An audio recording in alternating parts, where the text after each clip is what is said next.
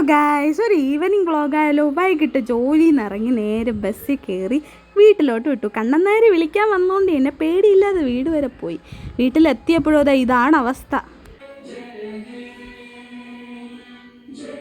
അപ്പം കാര്യം പിടികിട്ടിയല്ല, ഇന്നാണ് ഇന്ത്യ പാകിസ്ഥാൻ ഏഷ്യ കപ്പ്. അപ്പം അത് കാണാനുള്ള ത്വരയിലാണ് വീട്ടിലോട്ട് പോയത്. Sharma for a reason, Thala for a reason, Pakistan കി ബാപ്പ് ഫോർ എ റീസൺ. കളി കാണുന്നു, പാകിസ്ഥാൻ ഓരോ കൊട്ട് കിട്ടുന്നു, അത് കണ്ട് സന്തോഷിക്കുന്നു. ഇതൊക്കെ തന്നെയായിരുന്നു പരിപാടി.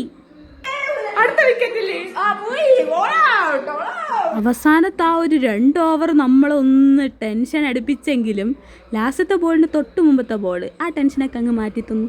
ഞങ്ങൾക്ക് ഈ ക്രിക്കറ്റ് ഭ്രാന്ത് എങ്ങനെ വന്നെന്ന് ഇപ്പം മനസ്സിലായല്ലോ. പോരാളിയാണ് എല്ലാത്തിനും കാരണം.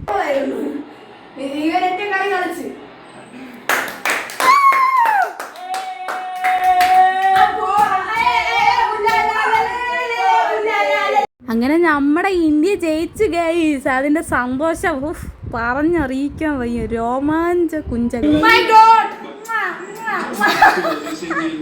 ഈ മനുഷ്യൻ എന്റെ പൊന്നോ, ഒരേ രക്ഷയില്ല, പൊളി.